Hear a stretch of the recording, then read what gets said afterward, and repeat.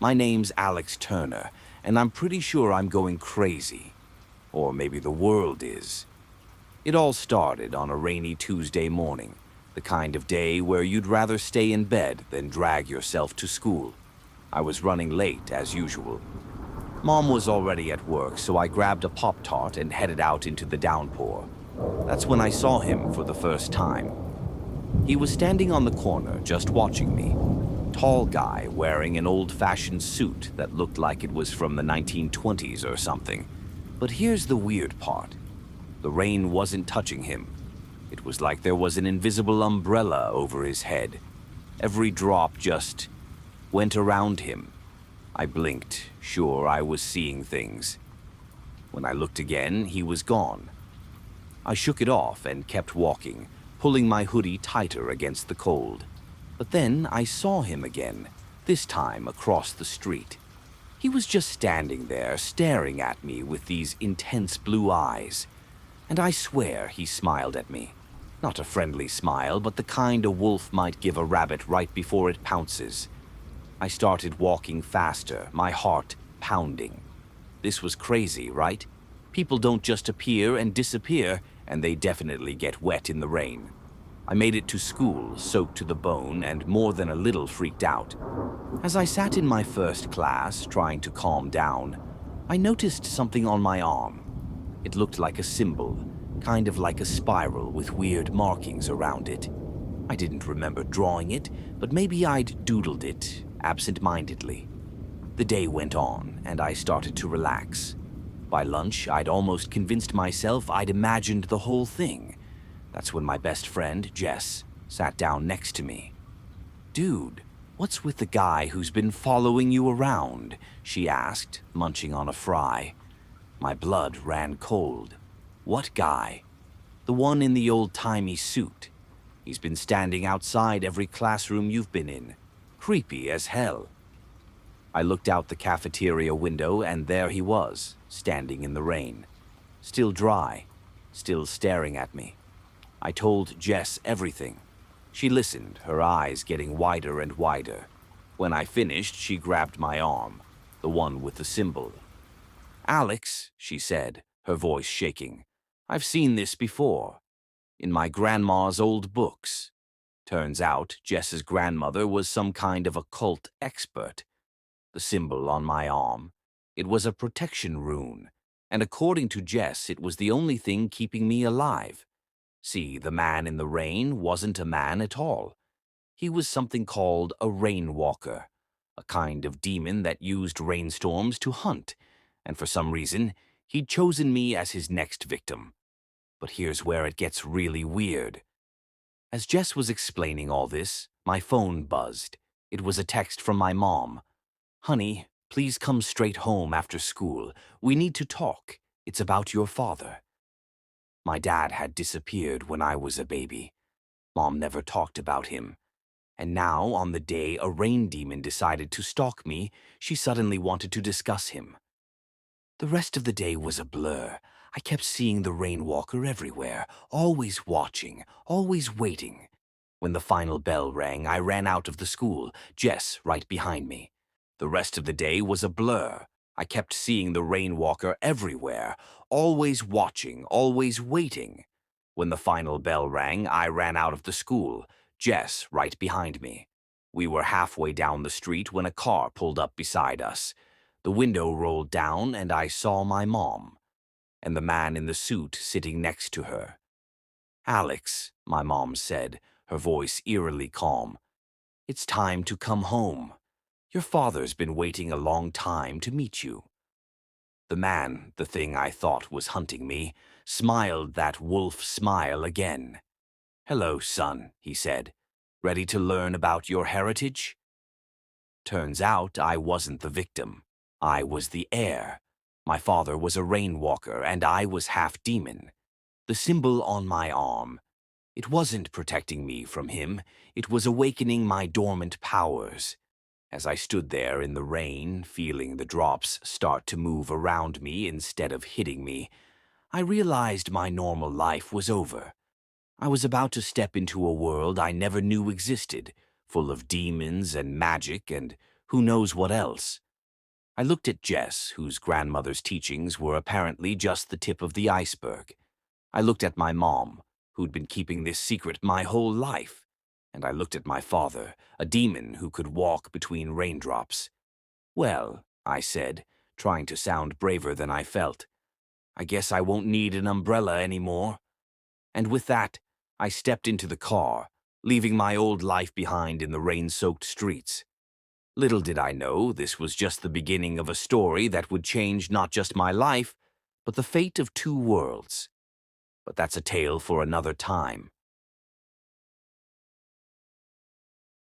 My name is Emma Collins, and I'm about to die. But let me start from the beginning. I was just your average 18-year-old girl in a small town called Maplewood. Boring place, really. Nothing ever happened here. That is, until Ethan arrived. Ethan was everything a girl could dream of. Tall, dark, and mysteriously handsome. He showed up at our high school one day, and suddenly, my world wasn't so boring anymore. When he first talked to me, I nearly fainted. His voice was like velvet, and his eyes, God, his eyes were so deep I felt like I could drown in them. Before I knew it, we were dating. Ethan was different from other guys.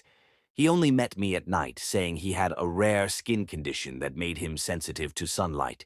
He never ate around me, claiming he was on a special diet. And his skin was always so cold, I should have known something was off. But love makes you blind, right? It was on our 3-month anniversary that Ethan finally told me the truth. We were in the woods behind my house, the moon high above us. He looked at me with those hypnotic eyes and said, "Emma, there's something I need to tell you. I'm not human." I laughed, thinking it was a joke, but then he showed me his fangs. A vampire. My boyfriend was a freaking vampire. I should have run, should have screamed, but instead I was excited. This was like every supernatural romance I'd ever read. I was special, chosen by this eternal, beautiful creature. Ethan told me he loved me, that he wanted to spend eternity with me. All I had to do was let him turn me. Just one bite, he said, and we could be together forever. I said yes. Of course I said yes. The bite hurt more than I expected, but as I felt my life draining away, I was happy. I was going to be like Ethan. We would be together forever. Except, that's not what happened. As I lay there, getting weaker and weaker, Ethan stood up. The love in his eyes was gone, replaced by cold satisfaction. "Thank you, Emma," he said, wiping my blood from his lips. "You've been most helpful." That's when I realized I wasn't special. I was food. But here's where the story takes a turn. As my vision started to fade, I saw something impossible. My best friend, Sarah, stepped out from behind a tree. But she wasn't alone. She was with a group of people, all armed with what looked like weird sci-fi weapons. "Step away from the girl, Ethan," Sarah said, her voice full of authority. "Or should I say, Subject 27, Ethan hissed, his handsome face contorting into something monstrous. "How did you find me?" Sarah smiled grimly. "We've been tracking you for months. Did you really think we'd let a lab-created vampire run loose?" Lab-created vampire? What the hell was going on? As I drifted in and out of consciousness, I caught bits and pieces of their conversation. Something about a secret government project, genetically engineered vampires, a plan gone wrong. Ethan wasn't a real vampire, he was an experiment that had escaped. The last thing I remember is Sarah kneeling beside me, pressing something to the bite on my neck. "Hang on, Emma," she said. "The antidote is working. You're going to be okay." I woke up 3 days later in a secret facility. Sarah explained everything. She wasn't just my best friend. She was an agent for a covert organization that dealt with supernatural threats. Ethan was one of several vampire subjects who had escaped from a lab. They'd been using him to lure me in, knowing he'd eventually lead them to the others. I'm so sorry we had to use you like this, Emma, Sarah said, but you've helped us save countless lives. So here I am. Not dead, but not quite the same either. The antidote saved me from becoming a vampire, but it changed me. I'm faster now, stronger. And sometimes when I'm angry, I can feel fangs pressing against my lips. Sarah says I have a choice. I can try to go back to my normal life, pretend none of this ever happened. Or I can join them, help fight the monsters that lurk in the shadows. I think we all know which option I'm going to choose. After all, normal is overrated, right? So yeah, that's my story. I fell for a vampire, almost died, and now I'm some kind of hybrid monster hunter. Just your typical teenage experience, I guess. But let me give you one piece of advice. If a mysteriously handsome new guy shows up in your town, run. Just run. My name is Lily Chen, and I'm losing my mind. At least, that's what everyone tells me. But I know the truth. The girl in the mirror. She's real, and she's trying to destroy me. It all started on my 16th birthday. Mom got me this antique mirror, said it was a family heirloom. It was beautiful, with an ornate silver frame and glass so clear it was like looking through a window. The first time I looked into it, everything seemed normal. But then, just for a second, I saw something change in my reflection. A flicker of something else.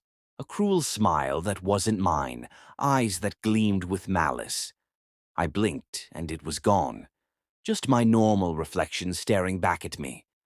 I brushed it off as my imagination playing tricks on me. But it kept happening. Every time I looked in the mirror, I'd catch glimpses of this other me. She looked exactly like me, but wrong. Her smile was too wide, her eyes too sharp. And she moved when I didn't, watching me from behind the glass. I tried to tell my parents, but they didn't believe me. They said I was just stressed about school, that I was imagining things. But I knew what I saw. Things got worse. I'd wake up with scratches on my arms, scratches that looked like they came from the inside. My room would be a mess, things broken and scattered, but I had no memory of doing it. And always, always that girl in the mirror was watching, smiling, waiting. I stopped sleeping, stopped eating. I covered every reflective surface in my room, but somehow I always found myself drawn back to that antique mirror. My parents were worried. They sent me to a therapist who diagnosed me with schizophrenia. They put me on medication, but it didn't help. Nothing could stop the girl in the mirror. One night I woke up to find myself standing in front of the mirror. The other me was there, grinning widely. And then she spoke. "It's time, Lily," she said, her voice a twisted version of my own. "Time to switch places." I screamed and smashed the mirror with my bare hands. The glass shattered, cutting my skin. But I didn't care. I just needed it to stop. They took me to the hospital after that. Suicide attempt, they said. Psychotic break. They didn't understand. I wasn't trying to hurt myself. I was trying to hurt her. But here's where things take a turn. As I sat in my hospital room, bandaged and sedated, a nurse came in. But it wasn't just any nurse. It was Mrs. Lynn, our elderly neighbor, who used to babysit me when I was little. "Oh, Lily," she said, her eyes full of sadness. "I was afraid this might happen." She sat down beside my bed and told me a story about the mirror, and about our family. Turns out the mirror was cursed. It had been in our family for generations, passed down from mother to daughter. Every other generation it would awaken, showing the darker side of whoever looked into it. "The girl you see," Mrs. Lynn explained, "she's not just a reflection. She's a part of you. The part of you that you keep hidden, even from yourself." The curse, she said, was a test, a way for us to confront our darker selves, to acknowledge and accept all parts of who we are. Those who couldn't face their darkness were consumed by it, driven mad by their own reflection. "But you, Lily," she said, squeezing my hand, "you fought. You refused to let the darkness win, and in doing so, you've broken the curse." I didn't believe her at first, but as the days passed, I realized the voice in my head was quiet. The girl in the mirror was gone. All I saw when I looked at my reflection was me, just me, with all my flaws and strengths. So here I am, out of the hospital and trying to piece my life back together. It's not easy. People still whisper about me, the crazy girl who smashed a mirror. But I know the truth now. We all have darkness inside us. The trick is not to fear it, but to accept it as part of who we are. To integrate it, rather than let it consume us. I'm not crazy. I'm not weak. I'm a girl who faced her demons, quite literally, and came out stronger. But let me give you some advice. If you ever come across an antique mirror that gives you a bad feeling, don't look too closely. You might not like what you see looking back. Jake Thompson has always considered himself a rational person. Working as an engineer in the small town of Pine Creek, Oregon, he never believed in the supernatural. But one night changed everything. It was late fall. Jake had been working late on an important project and decided to take a shortcut home through the redwood forest. The full moon was illuminating the winding road when his pickup suddenly stalled. Cursing, Jake got out of the truck. Suddenly, he heard a strange sound, something between a howl and a growl. The hairs on the back of his neck stood up. A massive figure stepped out of the darkness. At first, Jake thought it was a bear, but the creature straightened up on its hind legs. In the moonlight, he saw that it was something like a wolf, but about the size of a man. Panic gripped Jake. He started running through the woods, not looking for the road. Behind him, he could hear heavy breathing and the cracking of branches. The monster was chasing him. Jake reached the old forester's hut. Desperately, he pulled the door open. Fortunately, it was unlocked. Rushing inside, he slammed the door shut and leaned back against it, breathing heavily. There was silence. Then, a dull knock on the door. And then another. The creature was trying to break in. Jake looked around for a weapon and saw an old rifle on the wall. He grabbed it, but it was unloaded. The door cracked open. A furry paw with huge claws pushed through the crack. Jake hit the paw with the butt of the gun, and a painful squeal was heard. Suddenly, the creature retreated. Jake heard the sound of a motor. Someone was coming up the road. Headlights illuminated the cabin. The werewolf howled and disappeared into the woods. A moment later, there was a knock at the door. "Agent Sarah Moore, Ranger Service," a woman's voice said. "Are you all right?" Jake opened the door with trembling hands. A slender woman in a ranger uniform stood before him. "You won't believe what just happened to me," Jake exhaled. Sarah listened carefully to his story. "Mr. Thompson, you're not the first person to see this creature," she said seriously. "We've been hunting it for a long time. It looks like you just met the Pine Creek werewolf." The following weeks changed Jake's life forever. He joined a secretive group of werewolf hunters led by Sarah. They tracked down the monster, studied its habits, and prepared for the final battle. But the werewolf turned out to be more cunning than they thought. One night he attacked their camp. In a terrible battle, 2 hunters were killed. Jake miraculously survived but suffered deep wounds from the monster's claws. Sarah helped Jake recover. Feelings began to develop between them. But Jake noticed that strange changes were happening to him. He became stronger, more sensitive to smells and sounds. And when the full moon came, Emily Carter has always loved the outdoors. Even after moving from the big city to the small town of Millwood, she couldn't resist the temptation to explore the surrounding woods. Her parents warned her against walking alone, especially after people started disappearing in the neighborhood. But 18-year-old Emily was confident in her safety. One sunny autumn day, she decided to take a new route. Taking a backpack with water and a snack, Emily headed deep into the forest. She enjoyed the rustling of the leaves under her feet and the sound of birds singing. A few hours later, Emily realized she was lost. The sun was already sinking, and she still couldn't find her way back. Panic began to grip her when she heard branches snapping nearby.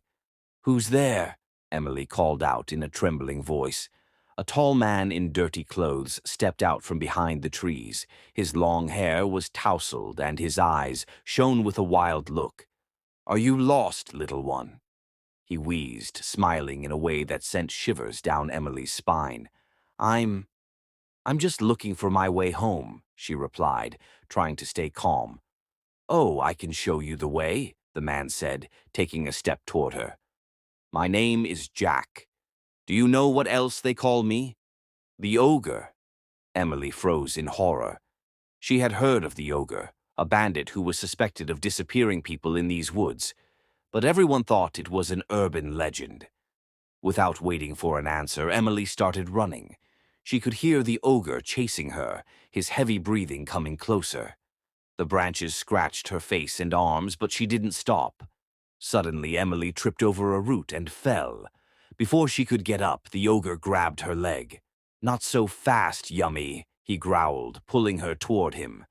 Emily screamed and struggled, but the ogre was much stronger. He tied her hands and dragged her deeper into the forest. After a while, they reached an old hut. It was dark inside and stank of rot. The ogre threw Emily on the floor and began to light a fire in a large oven. "Do you know why they call me the ogre?" he asked, turning to her. "Because I really do eat people, and you will be my next meal." Emily tried to beg him, but the ogre just laughed.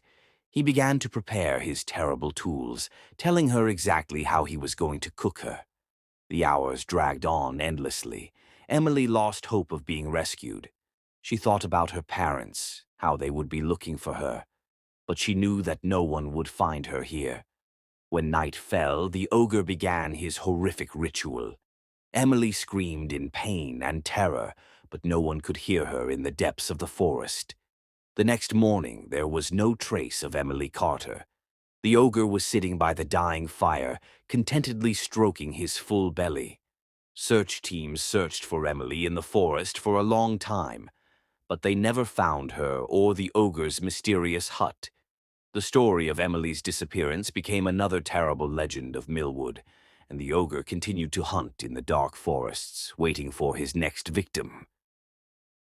My name's Jake Reeves, and I'm about to tell you how I lost my soul in a boxing match with a demon. Yeah, I know how that sounds. But every word of it is true. Or I guess I should say I was, 17 years old, living in a run-down part of Detroit. Boxing was my escape, my ticket out of this neighborhood. I was good at it, too. State champion in my weight class. Our local gym had closed down, so I'd been practicing in this abandoned house on Elm Street. Place was a dump, but it had space for a heavy bag, and the neighbors didn't complain about the noise. It was a Friday night. I remember because I'd turned down plans with my girlfriend to train. Golden Gloves was coming up, and I needed to be ready. The house was extra creepy that night. Shadows seemed darker, the air felt thick, but I brushed it off. I had work to do. I was halfway through my routine when I heard it. A low growl, like a dog, but wrong somehow. I stopped, my fists still wrapped, sweat dripping down my face. "Hello?" I called out. Stupid, I know. But what else do you say? That's when I saw it. Emerging from the shadows was something. It looked almost human, but stretched. Its skin was a sickly gray, and its eyes glowed red in the dim light. But what really got me were its arms. 4 of them, rippling with muscles, ending in claws that could tear me apart. I wanted to run. Every instinct screamed at me to get out of there, but my legs wouldn't move. I was frozen in place as this thing, this demon, stalked towards me. It spoke, its voice like gravel in a blender. "Jacob Reeves," it said. "I've been waiting for you." How did it know my name? My mind was racing, trying to make sense of what was happening. This couldn't be real. Maybe I'd hit my head. Maybe this was some messed up dream. The demon grinned, showing rows of razor-sharp teeth. This is very real, Jacob. I've come to claim what's mine. I found my voice then. What are you talking about? What do you want?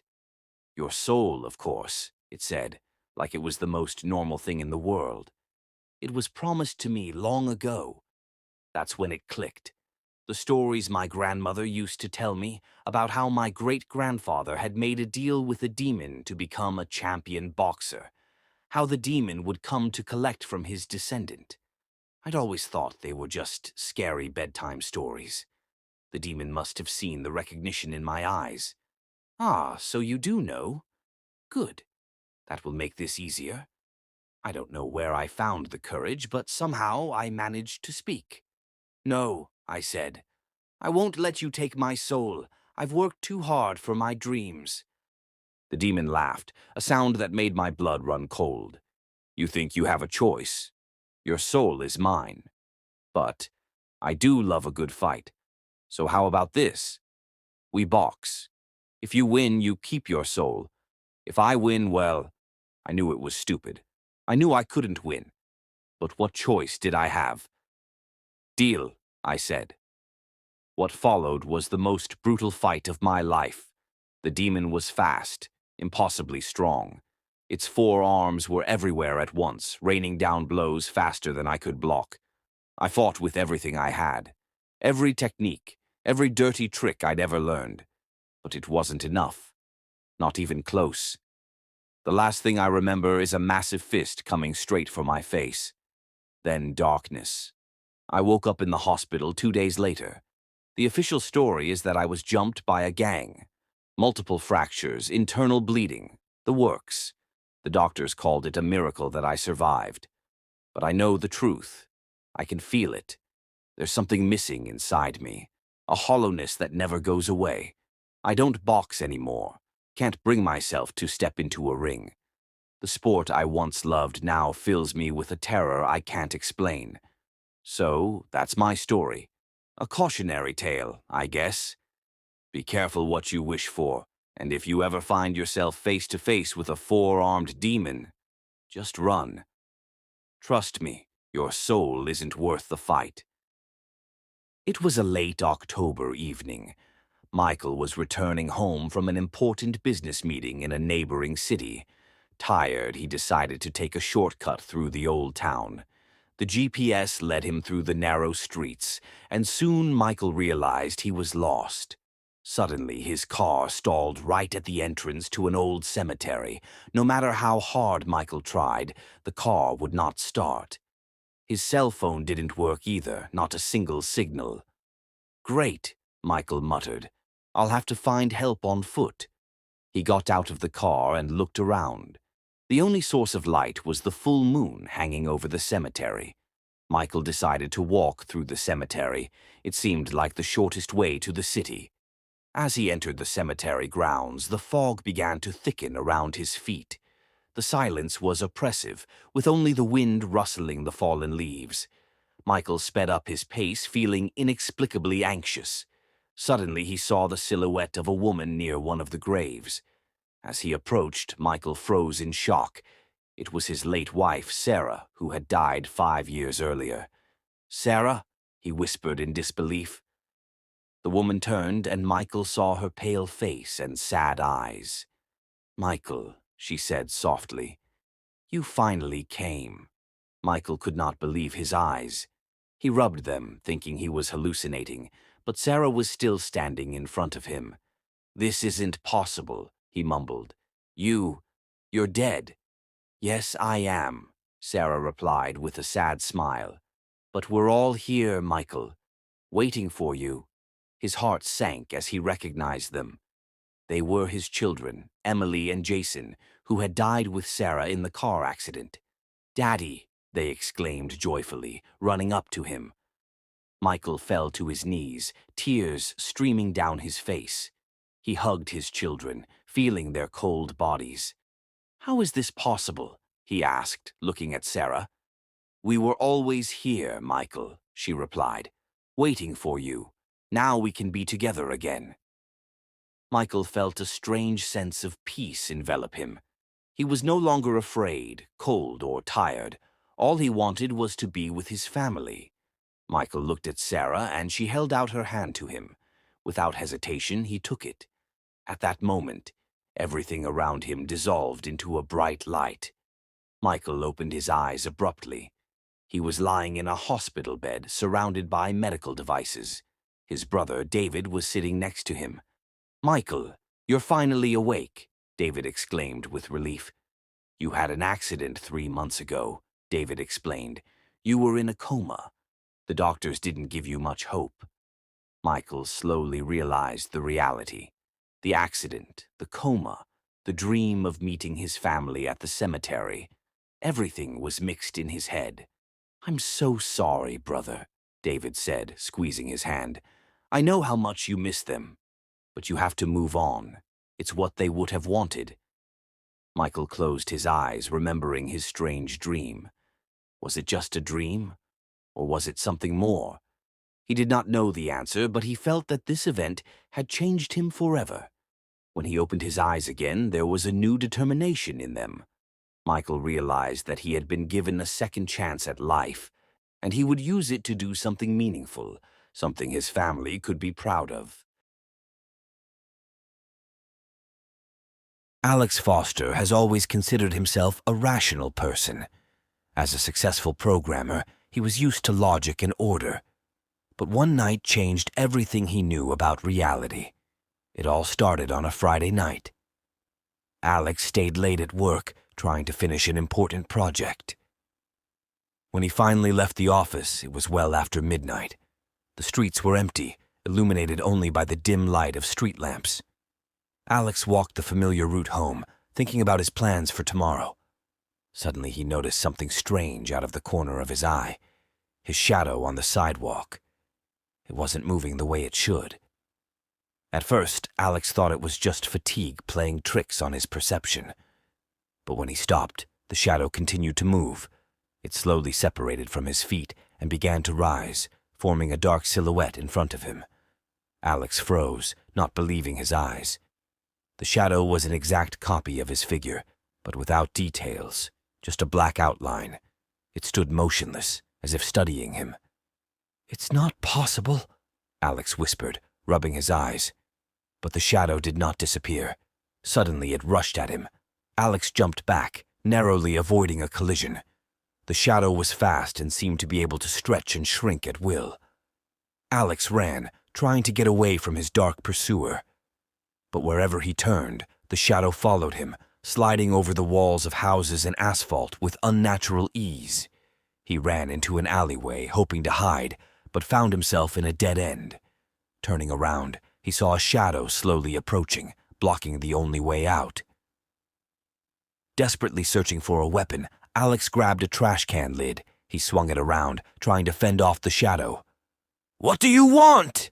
he shouted, throwing punches that passed through the dark silhouette with no effect. The shadow did not answer. It dodged the blows with impossible agility and then counterattacked. Alex felt a searing pain as the dark fingers of the shadow left deep scratches on his chest. The battle continued, and Alex felt himself getting weaker. His strokes became slower, and his breathing became more labored. The shadow seemed to be gaining strength. In a desperate attempt, Alex rushed forward, trying to break through the shadow. For a moment he thought he could escape, but suddenly he felt an excruciating pain in his left arm. Alex screamed as he saw his hand disappear into the darkness of the shadow. It was as if the shadow was swallowing it part by part. Blood gushed out of the wound, and the severed limb dissolved into a dark silhouette. He fell to his knees, clutching the stump to his chest.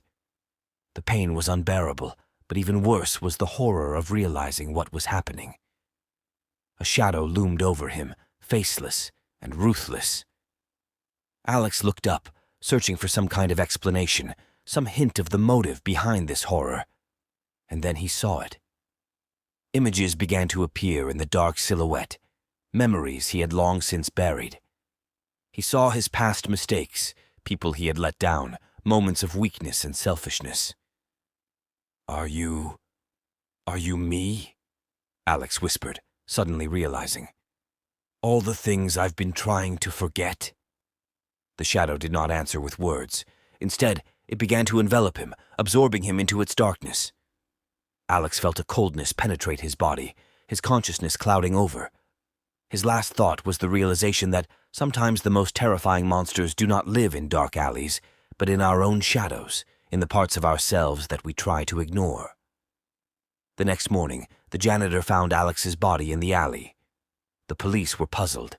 There were no signs of violence on the body, except for the missing left hand. The only strange detail was an unnaturally dark shadow that seemed to envelop the body even as the sun rose high in the sky. And somewhere in the city, a new shadow began its journey, carrying all of Alex Foster's fears, guilt, and secrets, looking for a new victim trying to escape his dark side. 5 high school friends, Jason, Emily, Tyler, Zoe, and Kevin, lived in the small town of Willow Creek, Massachusetts. Their summer was going to be boring until they heard about the old Blackwood mansion on the outskirts of town. The house had been abandoned for over 50 years, ever since the entire Blackwood family mysteriously disappeared one summer night in 1972. There were rumors of ghosts, curses, and dark rituals. One hot August evening, the friends decided to investigate the mansion. Armed with flashlights and cameras on their phones, they made their way through the overgrown garden to the gloomy building. "Are you sure this is a good idea?" Zoe asked nervously as they approached the shabby front door. "Don't be such a wuss," Tyler smiled, pushing the door open. It opened with an eerie creak. Inside, the air was stale and heavy. Dust swirled in the beams of their flashlights.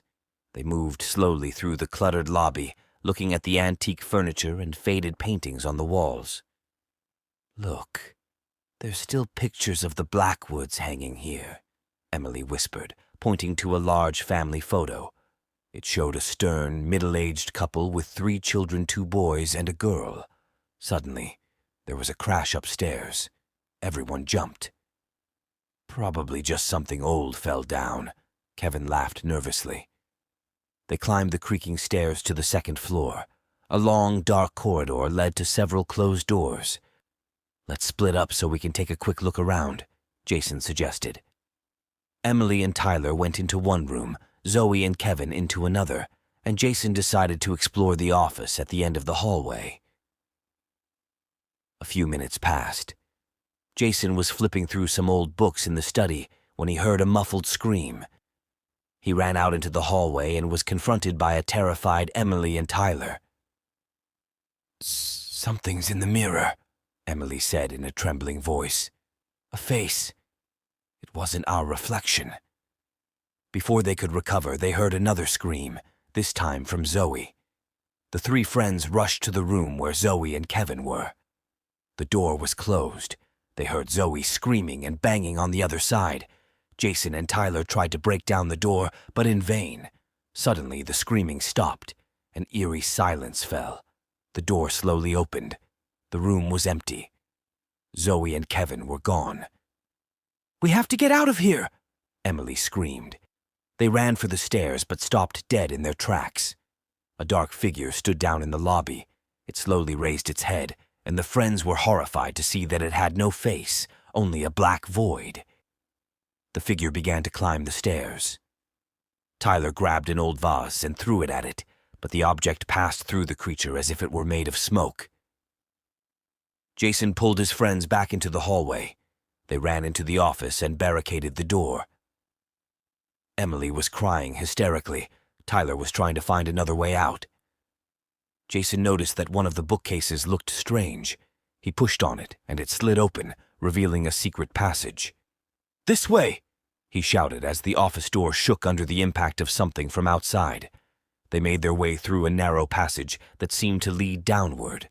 Footsteps could be heard behind them. The passage ended in the basement of the house. They saw a door leading outside and rushed to it. Running out into the fresh air, they did not stop until they were far from the mansion. The police later searched the house, but found no trace of Zoe and Kevin. What was strange was that the Blackwood family photo now showed 5 children instead of 3, and 2 of them looked very much like their missing friends. Jason, Emily, and Tyler never talked about that night again. Mike Harper has always considered himself a rational person. He was a successful lawyer who believed only in facts and logic. That night he was returning home after a difficult case, tired but satisfied with his victory in court. The road was deserted, and Mike turned on the radio to keep himself awake while driving. Suddenly, a strange noise came from the speakers, followed by an eerie voice. "Your time has come, Michael Harper." Mike shuddered and turned off the radio. "Bullshit," he muttered, chalking it up to fatigue. Suddenly, a thick fog enveloped the car. Mike slowed down, trying to see the road. He didn't notice how the asphalt under his wheels changed to a dirt path. When the fog cleared a little, Mike was horrified to realize that he was in the middle of a huge cemetery. His car had disappeared, and he was standing between old, mossy tombstones. "This is some kind of ridiculous dream," Mike said to himself, trying to stay calm. He started walking, looking for a way out. Hours passed, but the landscape did not change. Wherever Mike turned, there were only graves, tombs, and old trees with bare branches. The moon hanging over the cemetery seemed unnaturally large and red. Suddenly, Mike heard the sound of footsteps behind him. Turning around, he saw a tall figure in a black hooded cloak. It held a huge scythe in one bony hand and a long curved dagger in the other. Terror gripped Mike. He started running, weaving between the graves. But no matter how fast he ran, the cloaked figure inexorably approached, not quickening his pace. Mike ran until his lungs began to burn. He hid behind a large tombstone, trying to catch his breath. When he looked out, the figure was nowhere to be seen. With a sigh of relief, Mike turned around and came face to face with death. A naked skull with glowing red eyes stared at him from under a hood. "Who are you? What do you want?" Mike shouted, backing away. Death silently raised his dagger. On the blade, Mike saw his name engraved in ancient runes. "No, I'm not ready. I have so much to do," Mike pleaded. But Death was relentless. The dagger came down, and Mike felt a searing pain in his chest. Everything went black. Mike woke up, gasping for breath. He was lying on the damp ground, surrounded by tombstones. The fog was spreading between the graves. In the distance, he saw a familiar figure in a black cloak. It happened again and again. Mike ran, hid, begged, but each time it ended with a dagger in his chest. And each time he woke up to start all over again. He lost track of time, days, weeks, years. Mike didn't know anymore. He tried to stay awake, looking for ways to outwit death, but in vain. One day, exhausted by the endless chase, Mike simply stopped and turned to face his pursuer. "I'm ready," he said tiredly. "But tell me, why? Why am I being punished?" For the first time, Death spoke. His voice was like the rustling of fallen leaves. "This is not a punishment, Michael Harper. This is a lesson. You've always thought you were in control of your life, but there are things that are beyond human logic and will." "And now what?" Mike asked. "Now you have a choice," replied Death. "Accept your fate or run away from it forever." Mike looked at the dagger in Death's hand for a long time, then he nodded slowly. This time, when the dagger came down, there was no pain. Instead, Mike felt his soul being freed from the burden of fear and doubt. He opened his eyes and saw that he was standing in a green meadow under a clear sky. The cemetery had disappeared. "Welcome home," he heard a voice behind him, but it was no longer a horrible figure with a scythe, but a light creature holding out his hand. Lisa Carter has always been a daddy's girl. When Robert Carter died of cancer 3 years ago, her world fell apart. Since then, she has visited his grave every year on the day he died. This year, her work at the law firm kept Lisa up late. She arrived at the cemetery after sunset. The sky was overcast with heavy clouds, portending a storm. Lisa walked along the familiar path, holding a bouquet of lilies, her father's favorite flower. She stopped at his grave and laid the flowers down. "Hi, Dad," Lisa whispered. "I'm sorry I'm so late. This year has been hard without you." Suddenly she heard a strange sound, as if something was scratching the ground beneath her feet. Lisa tensed, looking around. The cemetery was empty and eerily quiet. The sound repeated, louder. It was coming from her father's grave. Lisa's heart sank. She stepped back as the ground on the grave began to move. The gravestone cracked, and a horrible creature crawled out of the ground. It had her father's body, but it was distorted and mixed with parts of other corpses. One arm was bony, the other swollen and rotten. The face was half her father's and half someone else's exposed skull. "Lee, for—" The creature wheezed, turning its head toward her. There was something familiar in its eyes, but distorted by indescribable horror. Lisa screamed and ran. She could hear the monster chasing her, hobbling on different legs and making inhuman sounds. She ran between the graves, stumbling in the darkness. The rain began to pour down like a bucket, turning the ground into a slippery swamp. Lisa fell, hitting a tombstone painfully. Looking back, she saw the creature approaching. In a flash of lightning, Lisa could see other graves opening up. From them crawled the same horrific creatures, mixed parts of different corpses reaching for her. Lisa got up and ran to the old cemetery chapel. She managed to run inside and lock the door a moment before the creatures reached the entrance. She could hear them scratching at the door from the outside, trying to break through. Amid the grunts and moans, Lisa could make out a voice that sounded like her father's. "Lisa, let me in. I've missed you so much." "No, you're not my father," Lisa screamed, pressing herself against the far wall of the chapel. The door cracked under the onslaught of the creatures. Lisa frantically looked for a way out, but there was none. She noticed an old tombstone in the corner and tried to hide behind it. When the door finally gave way, Lisa saw a horde of horrible creatures crawling into the chapel. In front was the one who had once been her father. "Daughter, go," he wheezed, reaching out for her. "We want you to join us." Lisa closed her eyes, feeling the cold, rotten fingers at her throat. She thought of her life, of unfinished business, of friends and family she would never see again. The creature that had once been her father pulled her closer. Lisa felt unbearable pain as the creature began to tear her body apart. Her screams mingled with the thunder outside. In the last moments of her life, Lisa thought she was seeing her father's real face through the creature's horrific mask. It was sad and guilty. "I'm sorry, darling," a familiar voice whispered before the darkness swallowed Lisa forever. In the morning, a watchman found Lisa's mutilated body in the chapel. The police could not explain the numerous footprints of different people around and the strange teeth and claw marks on the victim's body. Robert Carter's grave was empty and torn open from the inside, and around it were scattered white lilies. The daughter's last gift to her father, before the horror of that night joined them forever in the darkness of the afterlife. Alex and his mother, Sarah's life changed forever after that tragedy. They moved to a smaller house on the outskirts of town, trying to start over. But the memories and pain of loss haunted them, especially Alex. It was Friday the 13th.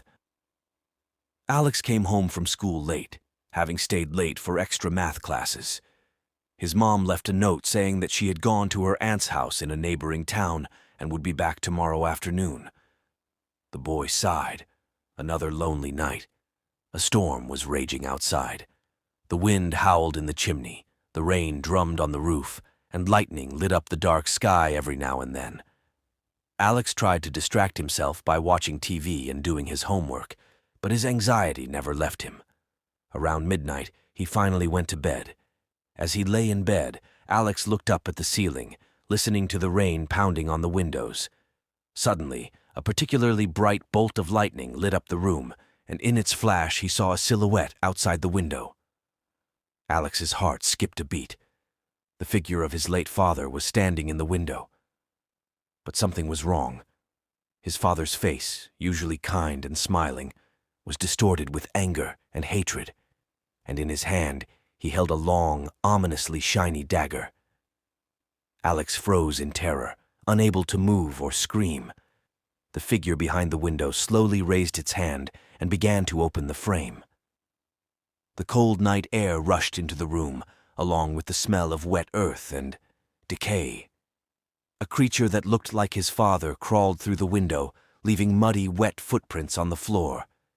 It straightened up to its full height, and Alex saw that the creature was taller and thinner than his real father. His skin was grayish, and his eyes glowed with an unnatural yellow light. "Son," the creature wheezed in a voice that only vaguely resembled James Foster's, "I have come for you." Alex finally managed to move. He leaned back against the wall, desperately looking for something to defend himself with. His eyes fell on the baseball bat that stood beside his bed, a gift from his real father on his 13th birthday. The creature raised the dagger, preparing to strike. "You have to be with me," it hissed, "in the dark, forever." At the last moment, Alex gathered all his courage. He grabbed the bat and swung, screaming. The bat hit the creature's head with a dull thud. The creature staggered, but did not fall.